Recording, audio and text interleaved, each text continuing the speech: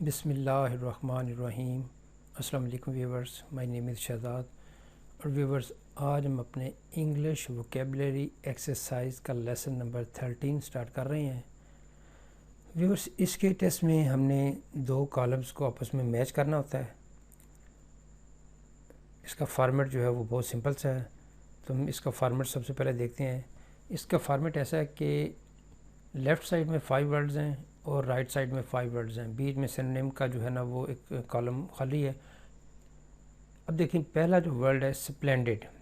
سپلینڈڈ یعنی ایسی چیز جو اپنے آپ میں بے مثال ہو، شاندار ہو، یعنی لاجواب ہو۔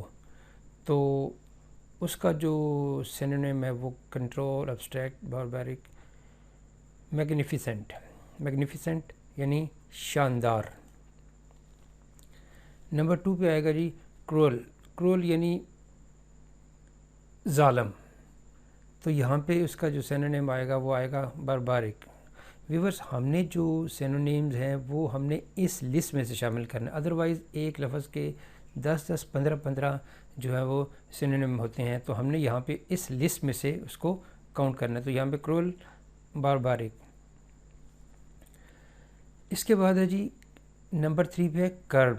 کرب ہوتا ہے کسی چیز کو پھیلنے سے، کسی چیز کو آگے بڑھنے سے روکنا، یعنی کسی ایکٹیویٹی کو، کسی چیز کو روک اس کی تھام کرنا، یعنی اپنے کنٹرول میں لانا۔ کرب یعنی روک تھام۔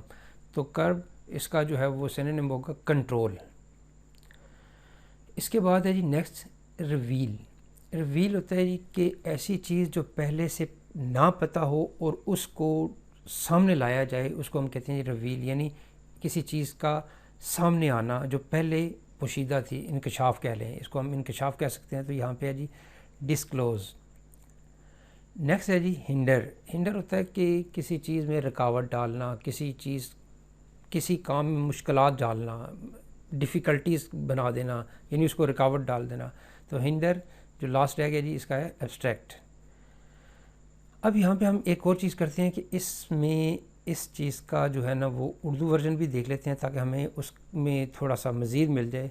سپلینڈڈ شاندار، کرول ظالم، کرب روک تھام، کنٹرول کرنا، کسی چیز کو آگے بڑھنے سے روکنا، ریویل کسی چیز کا سامنے آنا، انکشاف ہونا، ڈسکلوز، ہنڈر ایبسٹریکٹ یعنی رکاوٹ۔